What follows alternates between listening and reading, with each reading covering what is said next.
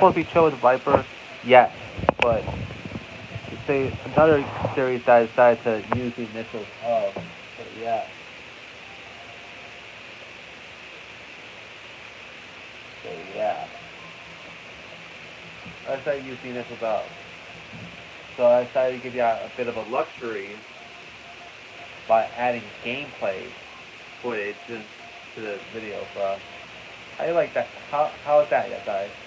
You get gameplay videos alongside with the damn Iceberg video. So yeah.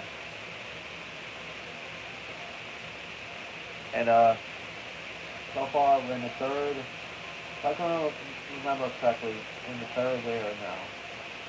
So yeah, the third layer of the iceberg. The first one we want to start with is the goon. The goon was a wrestler who was a hockey player. So yeah. Who was portrayed by Bill Irwin, bro. So yeah.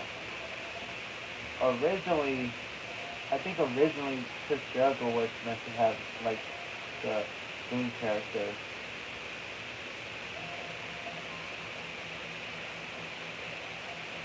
Let's go. Let me find out. The Goon.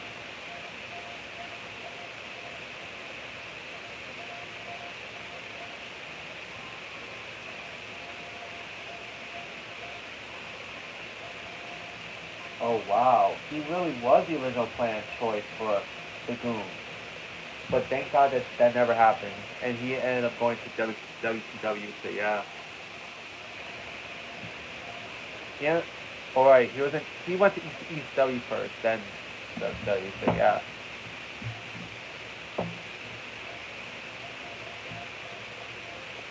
Now, next one, Max Moon. Oh yeah, Max Moon.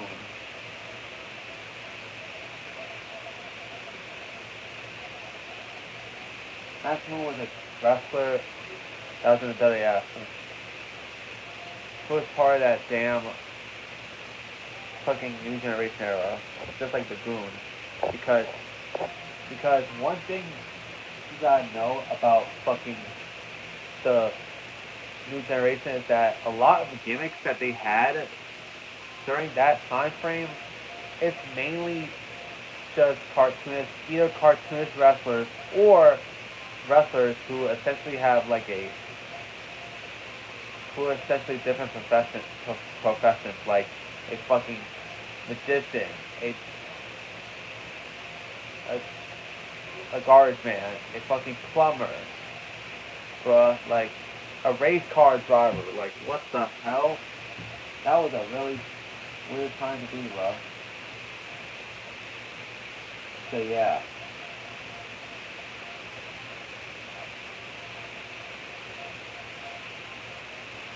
So the original person to portray Max Moon was Conan.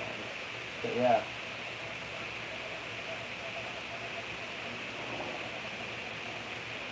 So yeah. This is crazy, bro.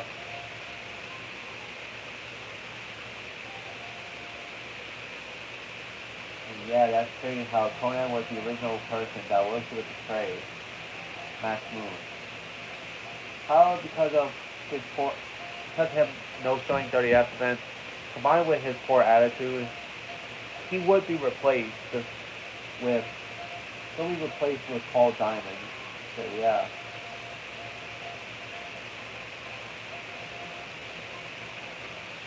Who would play the Max Moon character all the way up until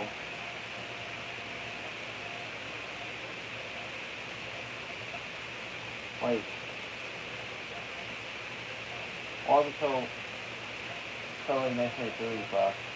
So the character was short-lived. I think he was supposed to be like a spaceman type character. I don't fucking know. So yeah.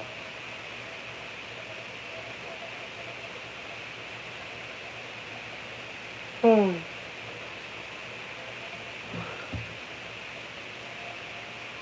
think this YouTube video should be, that's how it should be, long for YouTube video.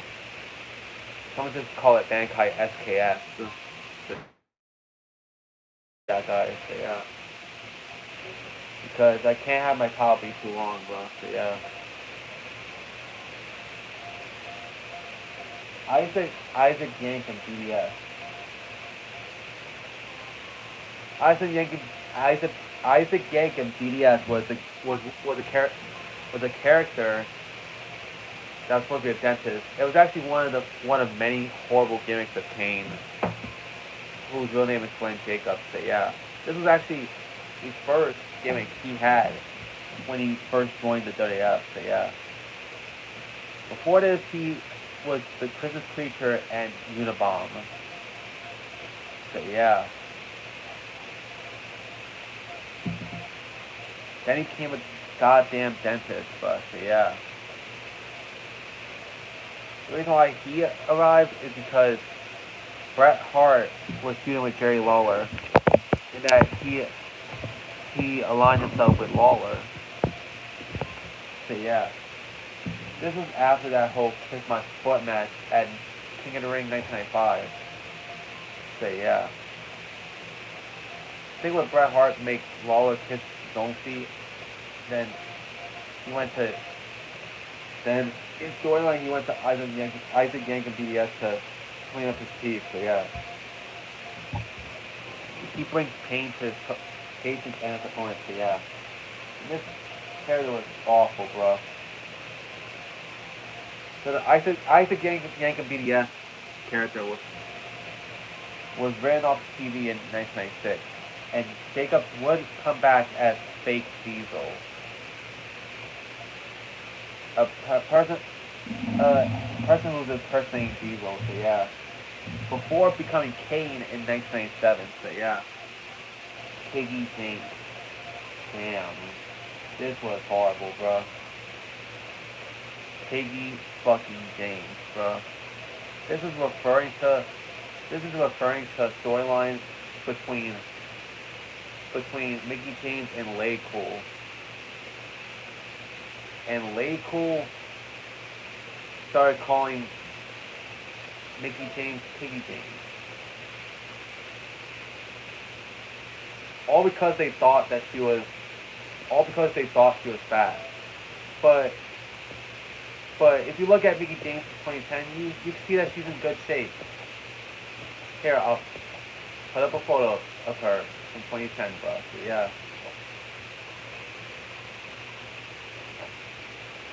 To show ya, bro.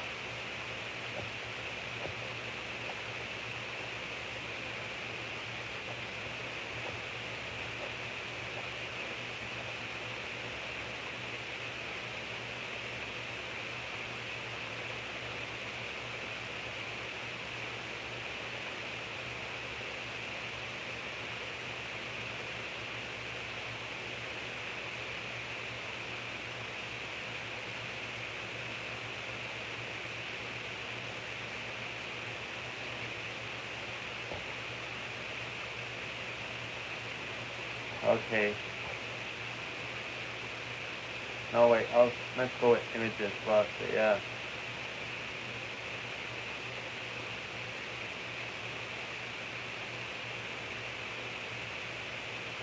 Like look at her. She actually looks pretty good.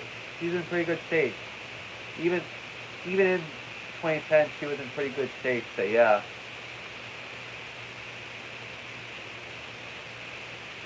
Like, what the hell, Dave? Like, why would you make fun of her just for her body, bro? Like she looks sexy, bro. Like, what is WWE talking about? Like I just think WWE comes off as assholes for doing that to Mickey James, bro. Sure, she won the women's title at World War 2010, but she lost it back to Michelle McCool, like, I think 3 weeks later, bro.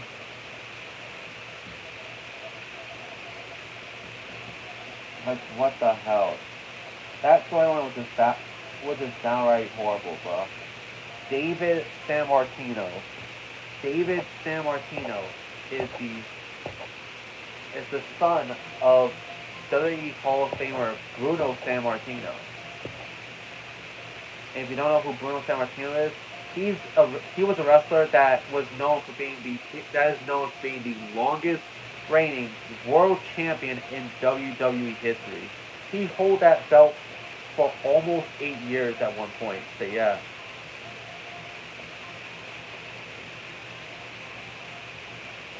That is crazy.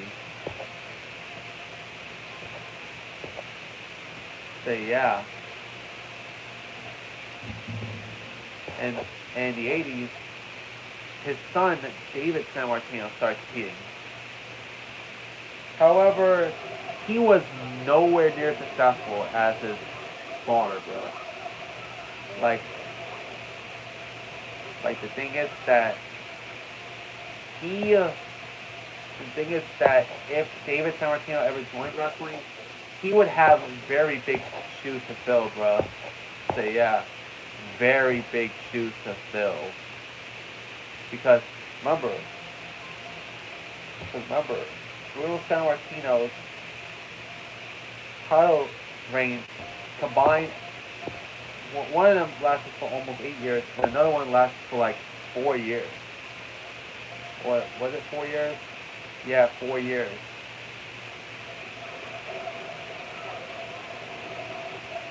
Like, so almost 12 years Bruno Sammartino has held the title combined. So, yeah. That would have been very, very, very, very, very big shoes to fill for David Sammartino. I feel like it's too big of a shoes to fill, so yeah.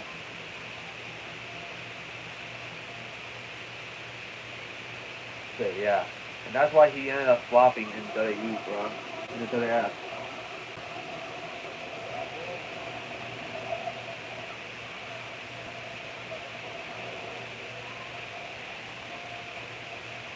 Hell. There was even at one point that they built him as David Bruno Sammartino at one point. So yeah.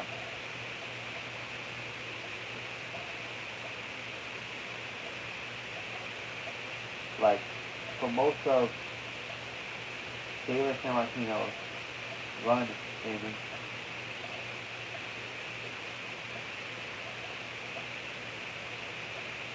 But mostly be a jobber, bro. Which is fucking crazy, bro. So yeah.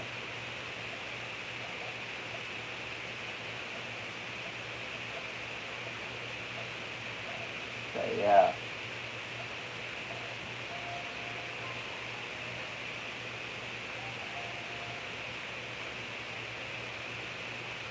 And honestly, because of this, and because of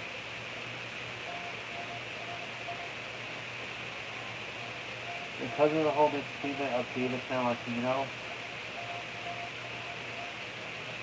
and the usage of steroids, is what caused Bruno Sammartino's relationship with Vince McMahon to essentially crumble, bro. Which is why Bruno Sammartino didn't get inducted into 2013, bro. Because of how horrible their relationship ended, bro. So yeah, between WWE and Bruno. So yeah.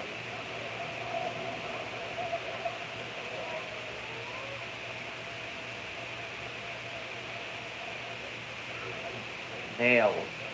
Nails was a wrestler portrayed by Kevin Kelly. Not to be confused with the announcer / interviewer of the same name. That he was a wrestler, and the thing he did for WWF is that he dressed up like a fucking prisoner, and he feuded with the Big Boss Man over him being mistreated by him. Although some people might know him for the feud, others know about Nails for how he got fired, bro. Yeah. people know him for the way he got fired, bro. And shortly after his match, shortly after his match with Virgil, I think he went to visit Man, and he ended up having an altercation with him. Yeah, he actually tried to fight Vince McMahon, bro.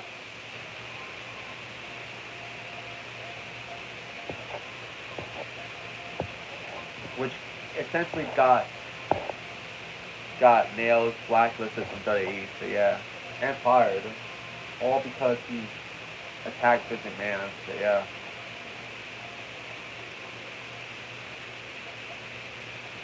Oh god, change characters.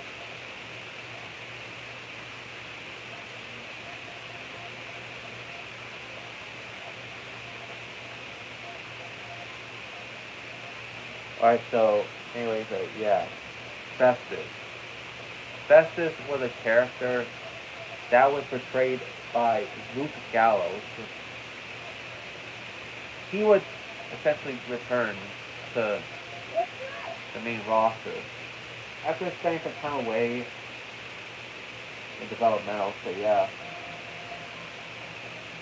Previously, Gallows was the fake Kane previously, so yeah. So yeah. Then, when he returned to the main roster, yeah, when he returned to the main roster in 2007, he was known as Festus, bro.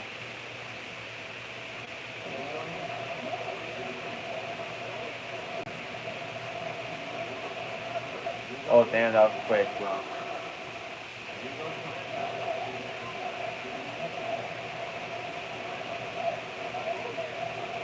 So yeah, and Festus was a wrestler that essentially was like this lovable person, this lovable like type dude. Not lovable, but he uses that.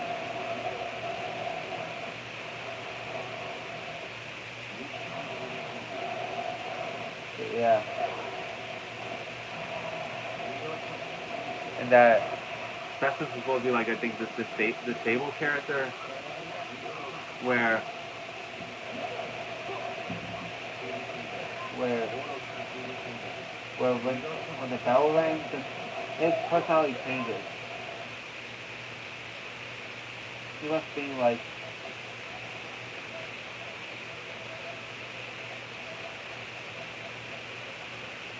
he must be this person with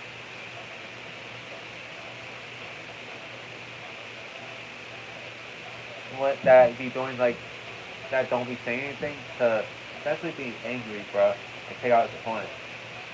That'd be when the bell rings. So yeah.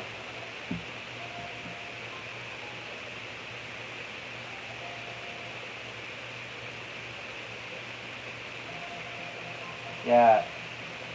That at one point he became doctors. So yeah.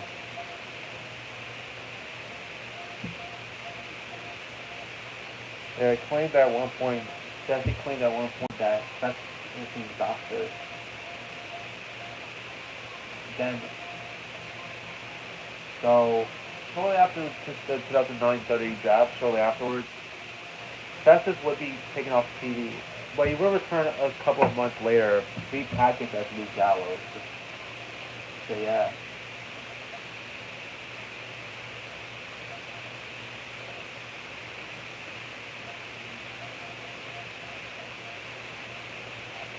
And it's revealed that the mental state of Gallows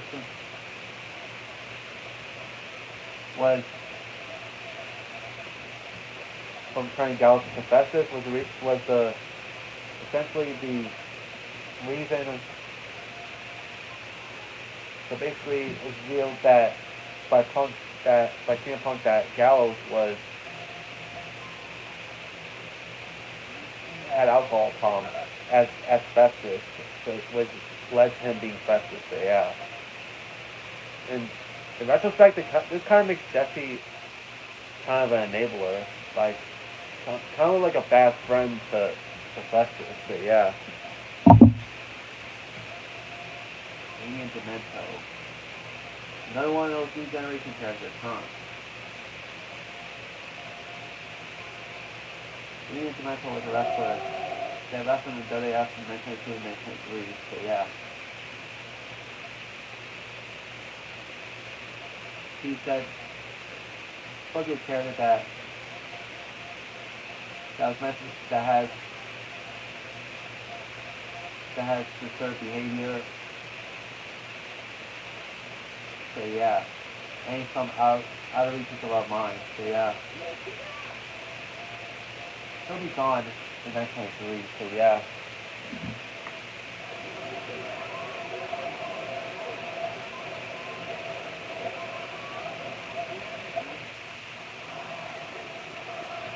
So yeah.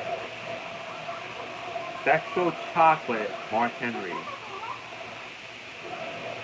Sexual Chocolate Mark Henry was a character that Mark Henry portrayed during the Attitude Era.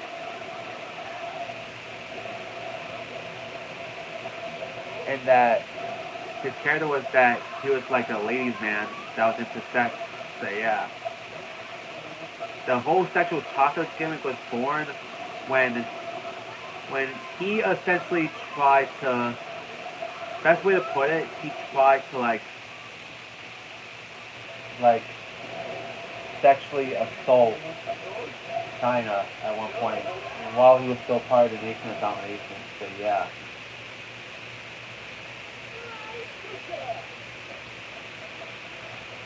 So yeah, which is pretty crazy. So yeah.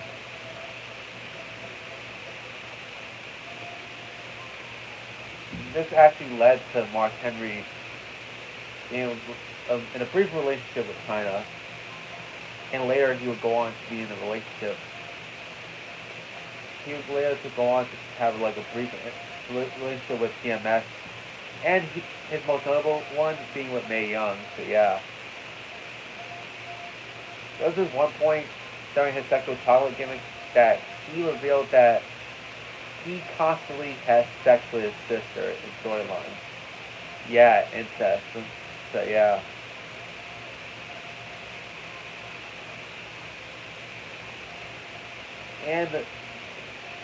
And Mark Henry at one point in storyline had sex with Mae Young, which led to her being kayfabe pregnant, only for her to give birth to a hand. Yup, he gave birth to a fucking hand. And before you ask, yes, the hand is all grown up. I think in Raw 1000 they showed the hand being all grown up. So yeah, with Mae Young. So yeah. That is so crazy, bro. It was crazy how Mark Henry survived this gimmick. So yeah, and go on to become a successful 30 superstar. So yeah, and oh yeah, during the Sexual Chocolate gimmick, he actually was awarded the European title, which is actually one of only 3 championships Mark Henry ever won. While wrestling for WWE. Yeah. He was awarded the European title on the Raw after SummerSlam by helping Jeff Jarrett win both the European and Intercontinental belts. And Jarrett, the next night, will award the European title to Mark Henry. So yeah. He only holds the title for a month before losing it to Steel Brown at Unforgiven. So after that, for the longest time, that'll be Mark Henry's only championship in WWE for the longest time. So yeah, that would be until 2008, where he would win the ECW championship campaign. So yeah.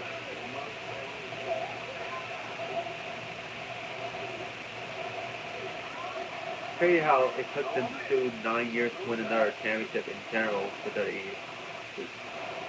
This is because in between those times, he was mostly either injured or sent down to the Val now. So yeah. Next, Muhammad Hassan.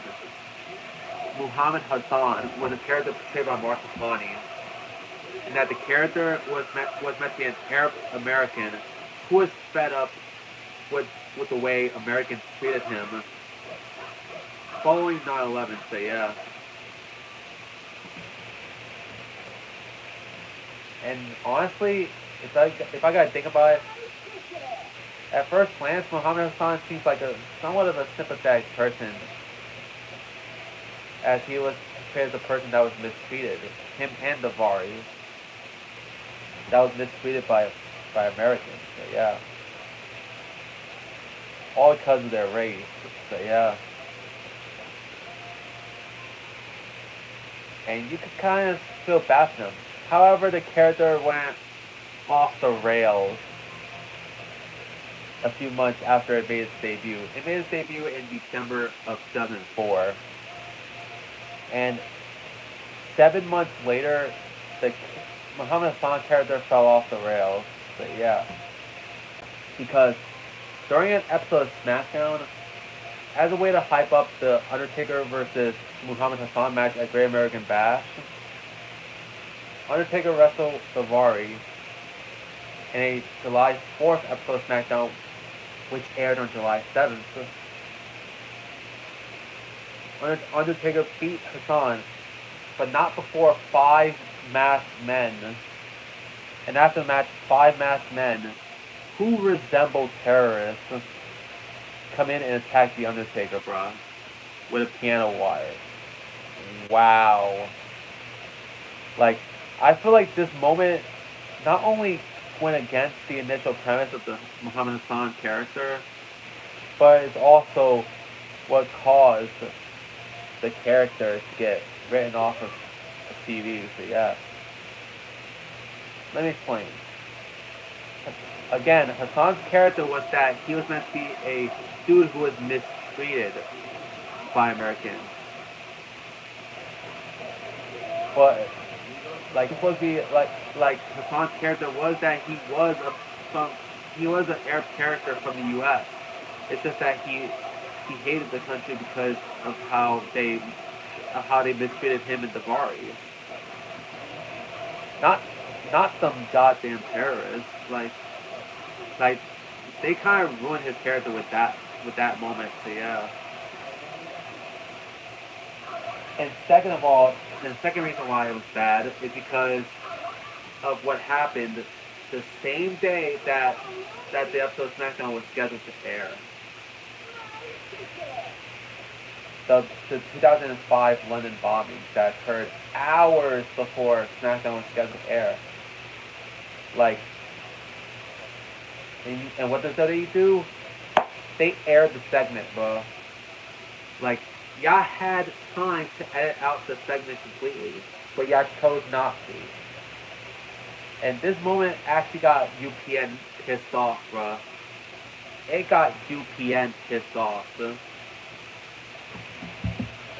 And they told WWE to get rid of Muhammad Hassan as a punishment. So yeah. So as a result, Muhammad Hassan was written off the TV, the Great American Bash, and that was the end of Hassan himself in WWE and wrestling for a relatively long time, as he would become a teacher. So he did make a brief return, I think, in 2018 to wrestling. Yup, he made a brief return in 2018 in the independent circuit, so yeah.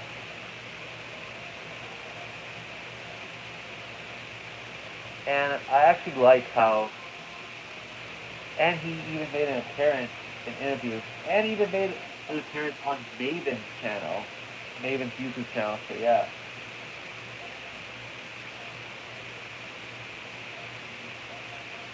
No, wait.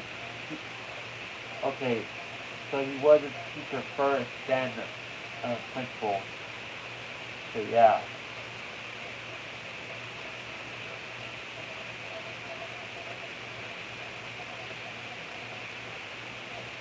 Yeah, so he was a teacher at first, then became the assistant principal, then the principal. Now he's the director of human resources at the Fulton City School District. So yeah. And also fun fact. He actually, fun fact, he actually was a part. He's one of the many wrestlers that became a part of that whole class action lawsuit against WWE for brain related injuries. So yeah. So the lawsuit was dismissed. So yeah. And he actually wrote a graphic novel alongside fellow wrestler Thad Gaspard. Rest in peace, Thad Gaspard. Called Assassin and Son. So yeah. It's said to be a modernized version of Lone Wolf and Cub. So yeah. And honestly, I gotta check out that graphic novel, bro.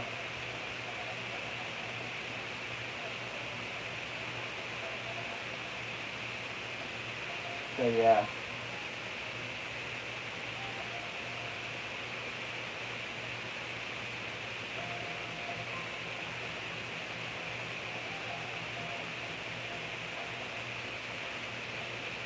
So yeah.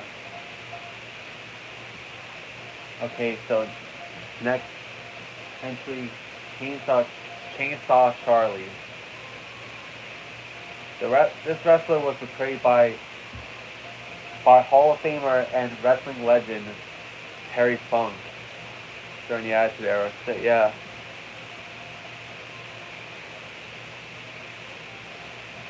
Yeah, he was portrayed by Terry Funk, as he did team up with Cactus Jack, aka Mick Foley. So, yeah.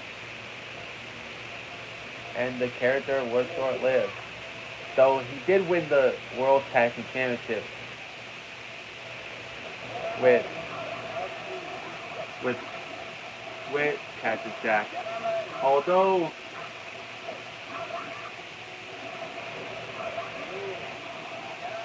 he actually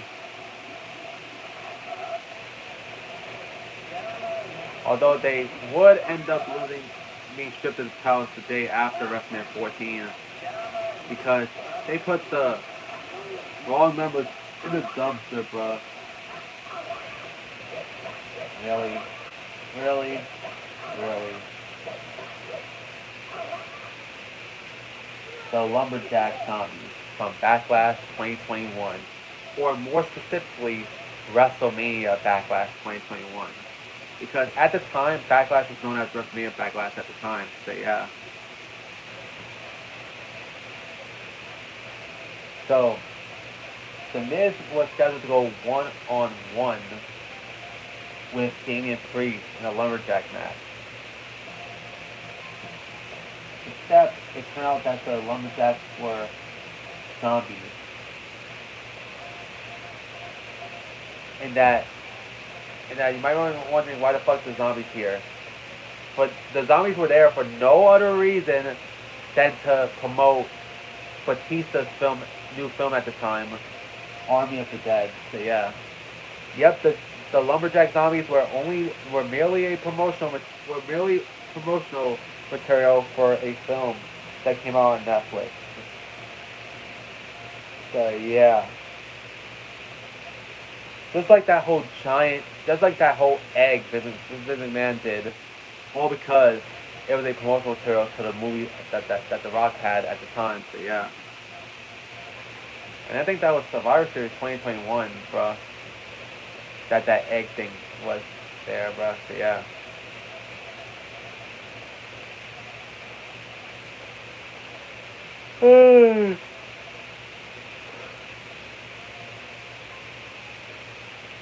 So yeah.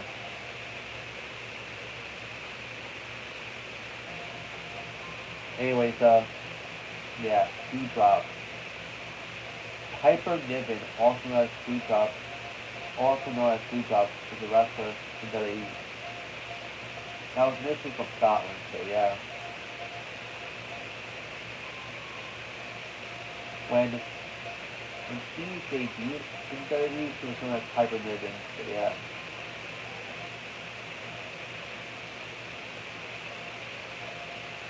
So yeah. The reason why she changed the name, the reason why she was named Piper Niven in WWE is because on the independent circuit, Piper Niven competed as Viper. No, not your boy right here that's talking to you, but the wrestler Piper Niven. So yeah. The reason why the name change is because the name Viper was already used for Randy Orton. So yeah. So she actually had a name change for WWE. So yeah.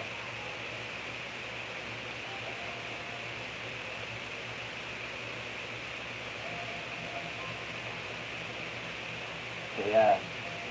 And that she did kind of well in NXT UK, but when she was called up in the main roster, she was known as Doudrop initially, and would partner herself up with Eva Marie, who made a brief return in 2021. So yeah.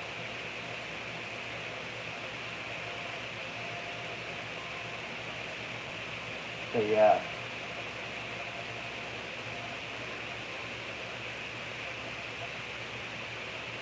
So she will be taken off TV in September of 2022 because of the illness. So she will return in January of 2023. Other than returning back to her old name of Piper Niven. So yeah.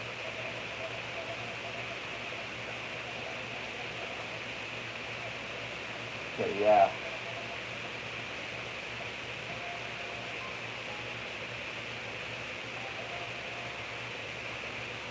Vladimir Kozlov. Vladimir Kozlov was a wrestler. A wrestler in WWE during the TV era. So yeah. And that his character was that he was a that he was a wrestling bro. So yeah. It's crazy how in WWE they portray Vladimir Kozlov as Russian, even though that in real life he's Ukrainian. So yeah.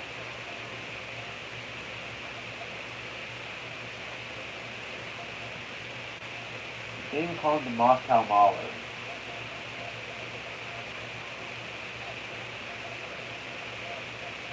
Initially Kozlov made his main roster appearance in 2006, so when he infamously called WWE Double Double E, mainly because of his accent. So yeah.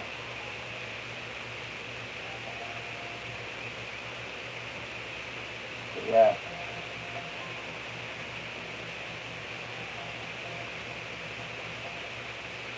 So he would be put back. He would be sent back to the developmental, and he would return officially on April 4th, 2008, edition of SmackDown. So yeah.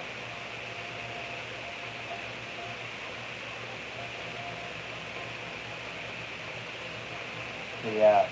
He was initially taken seriously. Hell, even being the Undertaker on an episode of SmackDown. So yeah. After reversing his old school move. So yeah. It's crazy.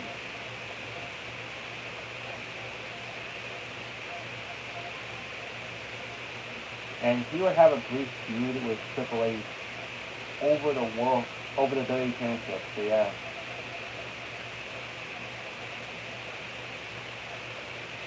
And he would briefly partner up with both Ezekiel Jackson and William Regal. So yeah.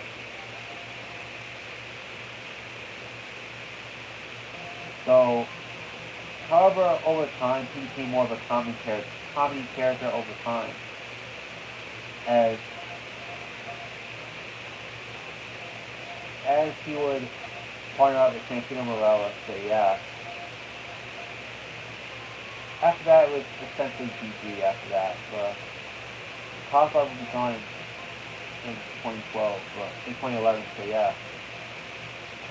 Wait, was it 2012?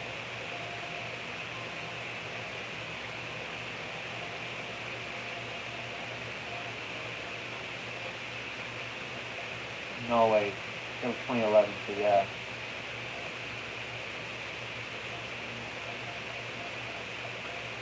T.L. Hopper. T.L. Hopper was a wrestler that character that he was a plumber.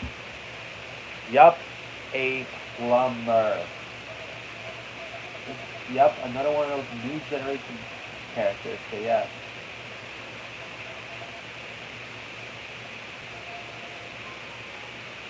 So yeah. And one of the more infamous things he had was that awful theme song, so yeah.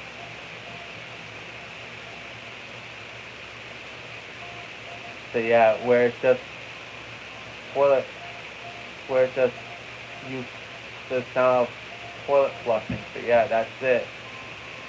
That's his theme song. No joke. That's fucking horrible, bro. So yeah.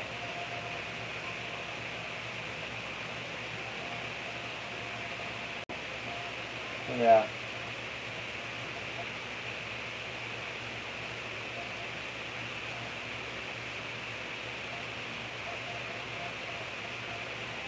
So so he would be so he would only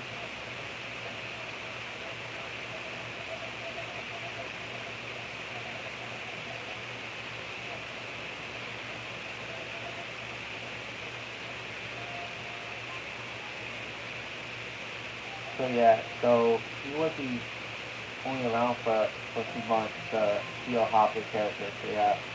So he would make a brief comeback in 2027 as Uncle Theus teaming up with the Goblin, so yeah. Akeem, the African Dream. Yeah, this is real, by the way. So yeah, this was a real character. That was portrayed by a one-man gang, which I already talked about earlier in this Iceberg, so yeah.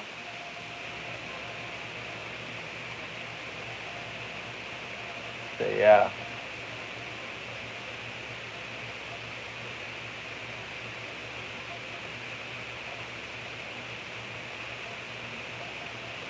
So yeah. And that he is not, and the thing is that Akeem the African Dream, the dude portraying it one-man gang is actually white, bro. And that he's actually from Chicago, Illinois, so yeah.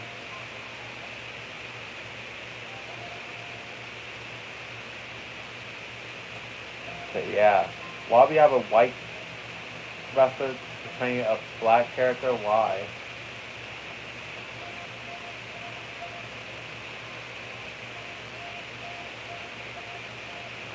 I honestly don't understand, so yeah.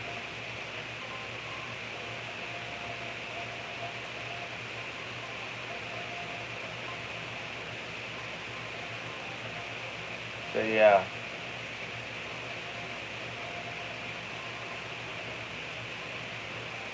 Oh, this thing, I forgot. It gives me a good reason to save up, so yeah.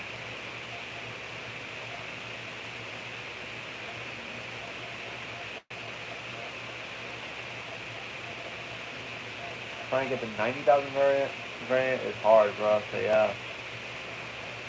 Anyways, yeah. Yeah, see the African Dream character only lasted from 1988 to 1990, so yeah.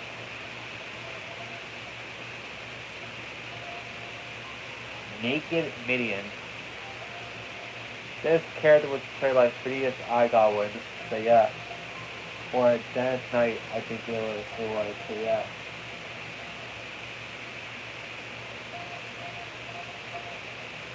So yeah, Dennis Knight portrayed Midian, so yeah. And Naked Midian. The character is that he was naked, except he was not actually naked, bro. That he actually wore a thong, and he wore a fanny pack as well, so yeah.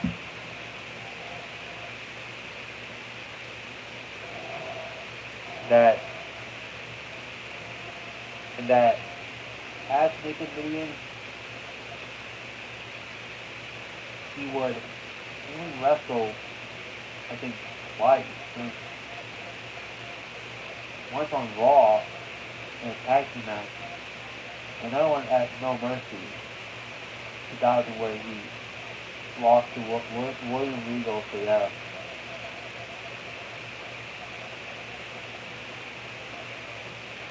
So yeah, prior Ferguson. I think I already talked about Bastion Booger, but the gimmick that he had before Bastion Booger, he had prior Ferguson. So yeah, who was a monk, who only had like I think one televised match.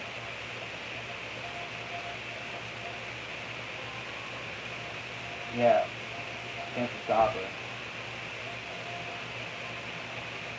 So yeah.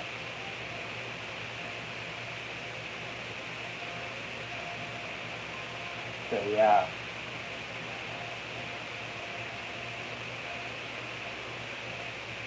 What I think his name was a jobber named Chris Duffy that he had that one otherwise match. Unfortunately, unfortunately the character was dropped shortly after that match. Am I wondering why shortly after that one match against Jobber, that Ferguson was dropped? It's because of complaints from the Catholic Church of New York. So yeah, about the character. Yeah, complaints. So yeah. So yeah.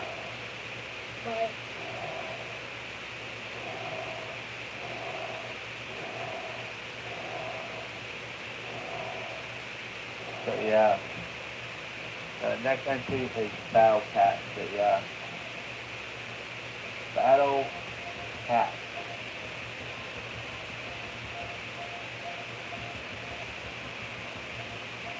So Battle Cat wrestler in the new generation era, I think. And he's just carried by Brady Bones. Or Brady Boone, so yeah.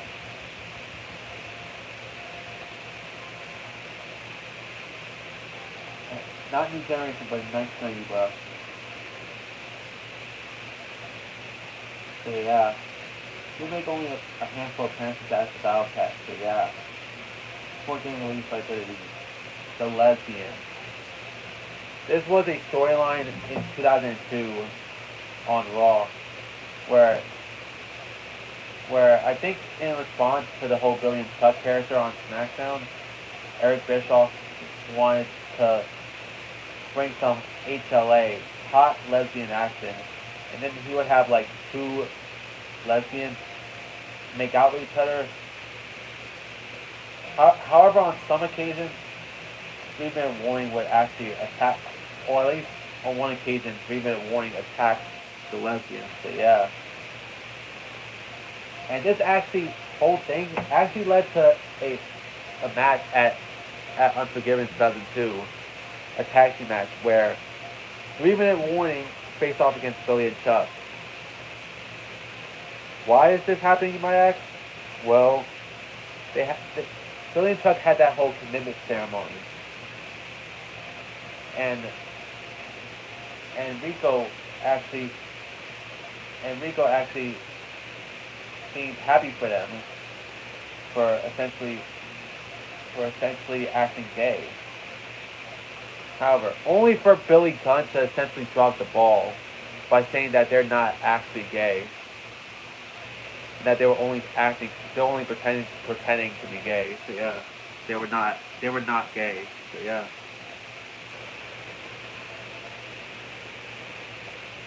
And this actually got Glass TV upset. So yeah, forgetting that this was all just a storyline, bro. And then the pastor, I think, was revealed to be Eric Bischoff, who, and then 3-minute warning came in and attacked Billy and Chuck. So yeah, they even attacked Stephanie McMahon, the SmackDown GM. And Rico would end up turning his back on Billy and Chuck, just going up with 3-minute warning. So yeah. And since 3-minute warning was on Raw, that means Rico moved over to Raw as well. So yeah. As Billy and Chuck was on SmackDown. So yeah. And then this leads to match to Unforgiven 2, where if Billy and Chuck lost, Stephanie McMahon has committed to HLA, Hot Lesbian Action, which Billy and Chuck lost to 3-minute warning, and as a result, Stephanie McMahon had to engage in HLA. Did she do it? Well, not really, if I'm being honest. The reason why, because the person that she kissed during the whole thing turned out to be Rikishi and drag. So yeah. So yeah, that is so crazy, bro.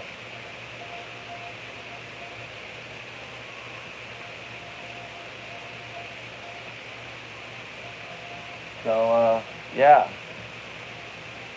And then now we have Techno Team 2000, bro. So yeah, Techno Team 2000. It's a tag team that wrestled in WWE in 1995. So why the fuck do they have futuristic gear, bro? If they wrestled in the year of 1995, bro. So yeah. The team consists of Travis, aka Chad Fortune, and Troy, aka Eric Watts. So yeah. Eric fucking Watts, who's the son of Bill Watts. So yeah.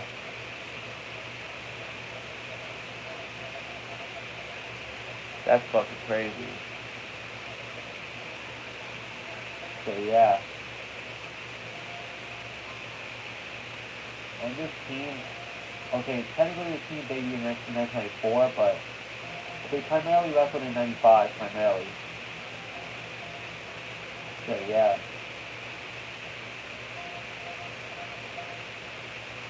And the team would break up in 1996 when they were both released from the WWF, so yeah.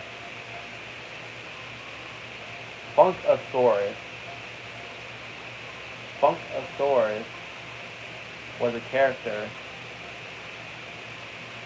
that was portrayed by wrestler Brodus Clay, aka Tyrus.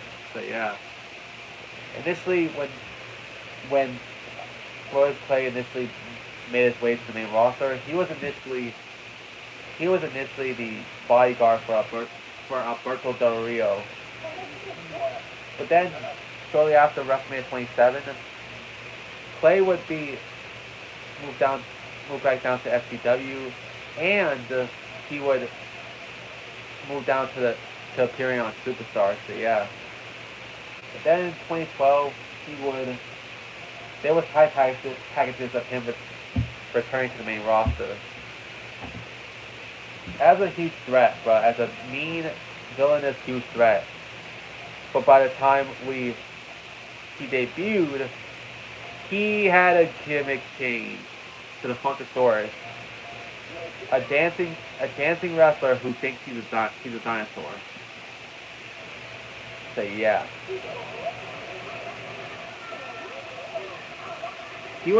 I think he would only have this gimmick until the start of 2014. That's when he turned his back on Sweet Tea, aka Tensai, aka Matt Bloom. So yeah. So yeah. And then shortly afterwards, Brodus Clay would be reduced back to NXT before getting released. So yeah. So yeah. Next one is Reverend Devon. So the WWE draft, or more so WWF draft, occurred on March 25th, 2002. And Bubba Ray and Devon were both split into different shows. Bo Ray was drafted to Raw while Devon was sent over to SmackDown. And when Devon was on SmackDown, he had a Reverend Devon gimmick. So yeah,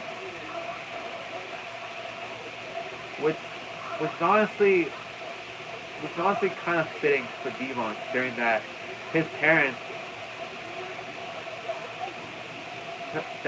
were like pastors / priests or whatever. So yeah, or more so his father was a pastor in real life. So yeah.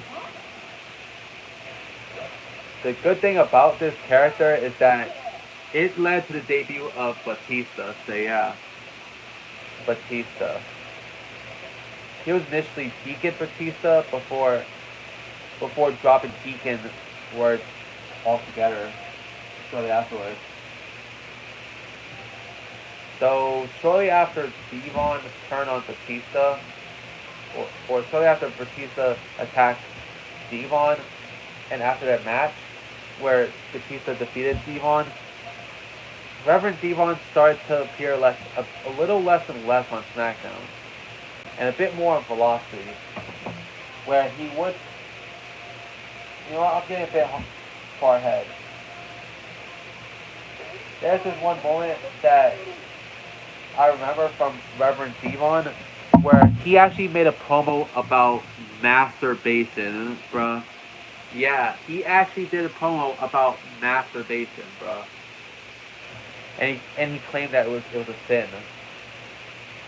And then Farouk interrupts him by saying that, you don't masturbate anymore. And then he'd be like, well, guess what? I do.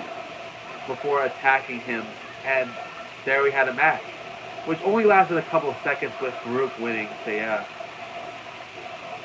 And speaking of Farouk, in October of 2002, Devon would have a short-lived partnership with Farouk, who, by the way, changed his name temporarily to Ron Simmons. So yeah. There is this one fucking box in the fucking graphics that accidentally says Reverend Devon and Batista, even though that Devon was teaming up with Batista.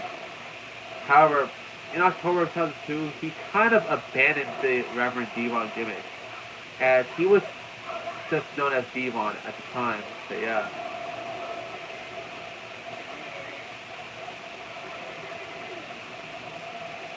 So yeah. From October to November of 2002, Reverend Devon was just simply known as Devon, and that he just dressed up like his Dudley Boy attire. The only thing is that he has his fucking Reverend Devon theme. So yeah, which I will admit is a kind of a guilty pleasure theme song. So yeah, to me, bro.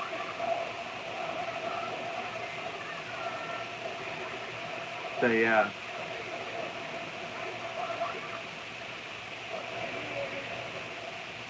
So yeah, the Reverend Devon gimmick was killed off completely at Survivor Series 2002 when Devon reunited with Bubba Ray Dudley to become the Dudley Boys again. So yeah.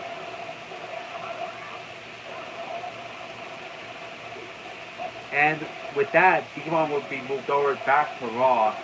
He would be moved over to Raw after Survivor Series 2002. So yeah.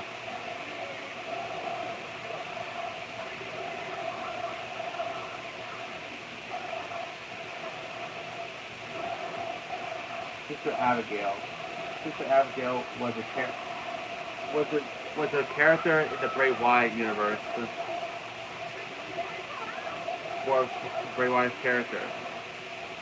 Initially, this leads to like TLC 2017, I think. Yeah, it was 2017. Where Bray Wyatt, dressed up as Sister Abigail, was meant to face off against the Demon, Finn Balor. However, Bray Wyatt got meningitis shortly beforehand, so he was replaced with AJ Styles. Which, by the way, that match was pretty awesome. Finn versus AJ at Survivor Series 2017. So yeah.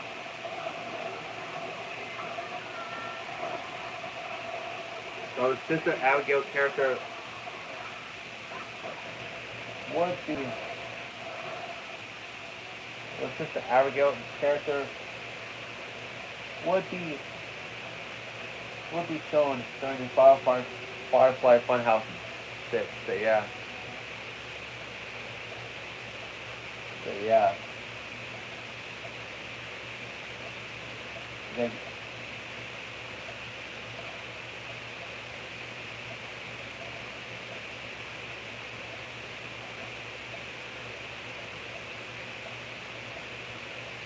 so yeah, and then now we have another reference to Sister Abigail now with the Wyatt 6 with Abby the Witch, which is portrayed by Nikki Cross. So yeah.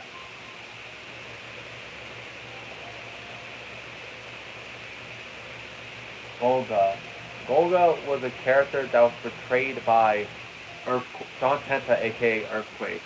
And that his character was that he was a masked wrestler who is somewhat obsessed with Eric Cartman from South Park. So yeah, this was around the time when South Park was very popular on Comedy Central at the time. So yeah.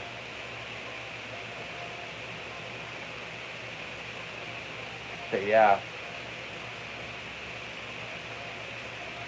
And he was part of the group The Oddities. So yeah. Which were pretty over. Thanks to ICP, bro. So yeah.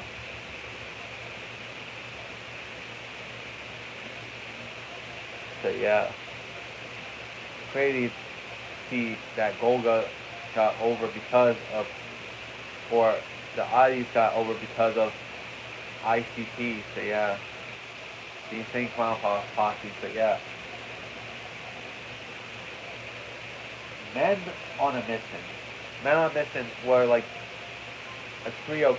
Initially, a trio consists of Mabel, Mo, and Mabel, Oscar, and Mo. Men on a Mission, which honestly has the initials of Mom. So yeah.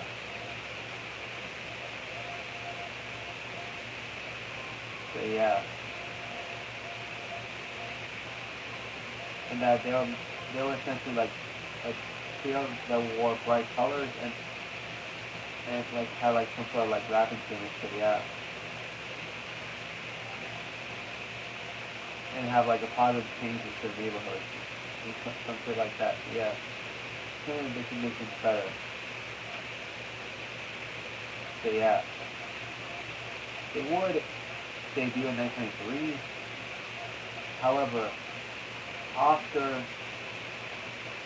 would get kicked out of Men on a Mission.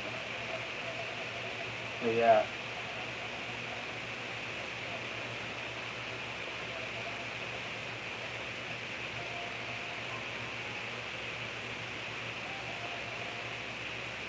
So yeah.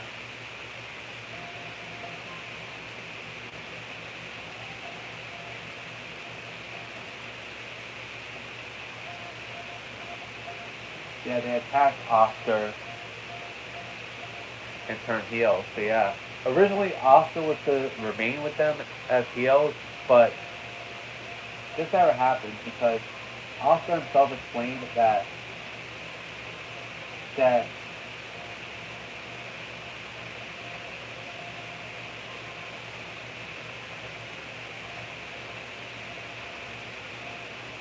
he didn't want to be involved with being a heel, and that because the characters is that they're meant to be like positive characters, Men on a Mission. So yeah.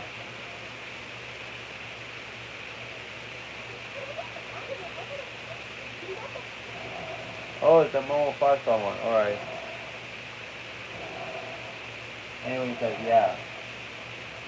And so after the turn heel, Mabel was key in the 1995 King of the Ring pay-per-view where he actually won the damn tournament, bro. And we're going to have that. And we're going to have that horrible feud with Diesel, bro, and the Undertaker, bro, where he actually injured both wrestlers, bro. I am not kidding. He actually injured both wrestlers, so yeah. And Diesel got upset at Mabel. And that whole incident at SummerSlam 1995 where he injured Diesel, that almost got Mabel fired. So yeah. But Vince had to talk out of firing him, so yeah. And then he went into the Undertaker's horrible bone, so yeah.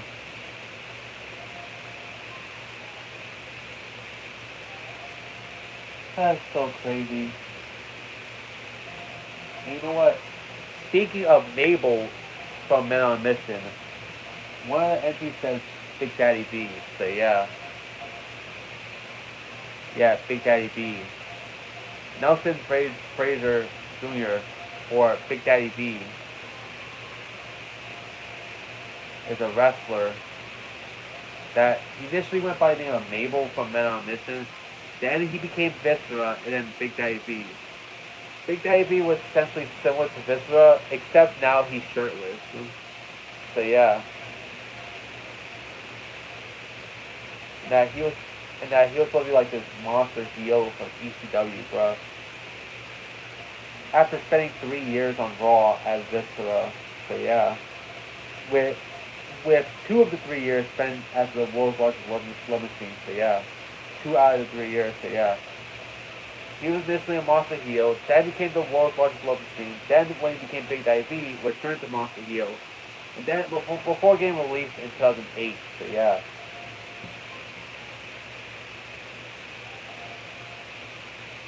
So yeah.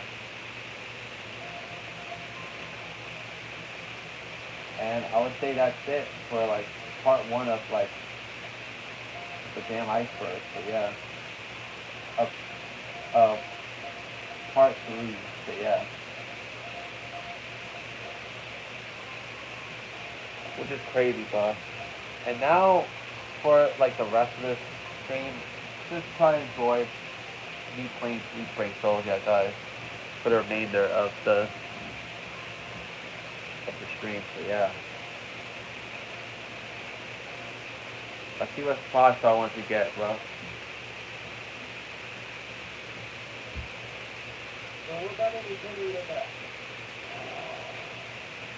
Oh my god, and it's a repeat, bro.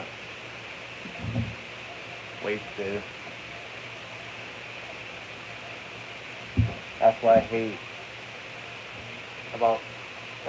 I hate about having the 5-star ticket. I like the 5-star ticket because it usually gets us a new 5-star shit, but sometimes it can be a pain in the ass and it gets a repeat. For no reason, bro. So yeah. I'll see you guys next time. Bye, Banking TV signing off.